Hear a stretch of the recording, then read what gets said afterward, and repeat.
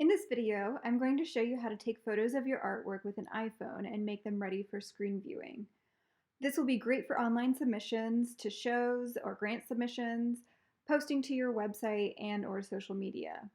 These, however, won't be high quality enough for print, so if you're looking to reproduce your image for giclée prints, catalogs, or other publications, I'd recommend hiring a photographer who specializes in taking photos of artwork. I'm sure other platforms other than iPhone would have similar options, but I own Apple products, so this is what I can share. I'm working with an iPhone XR. So first of all, you need to have good, even lighting. A covered area outside will do perfectly, or find a place in shadow, like at the side of a building. My front porch has worked great for my art. You might be able to find a place inside, but more often than not, lighting is uneven and you'll get hot spots or reflections from windows or interior lighting. Make sure you have your grid on your iPhone. That will help when you're trying to square up your image. So first go to settings and then find camera.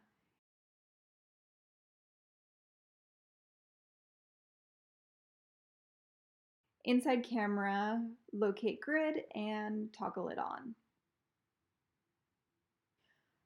Going to my camera app, I'm going to snap a couple of pictures. Really take your time and make sure all edges are as square as possible.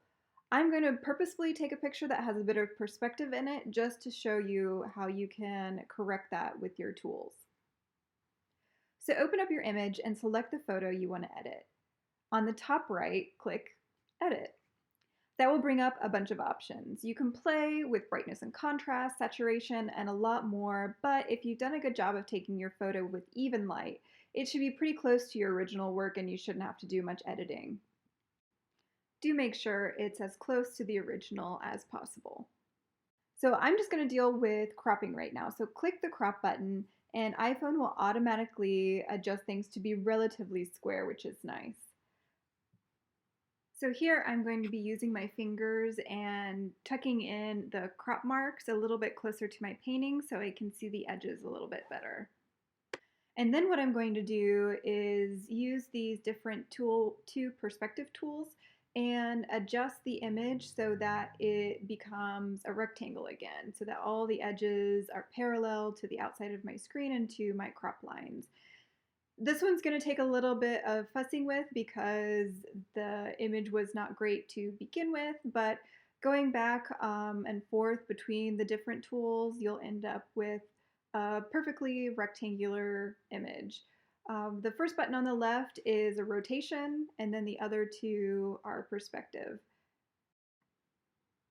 So here I'm getting closer and closer, just still kind of fiddling and making sure that it's as close to perfect as possible.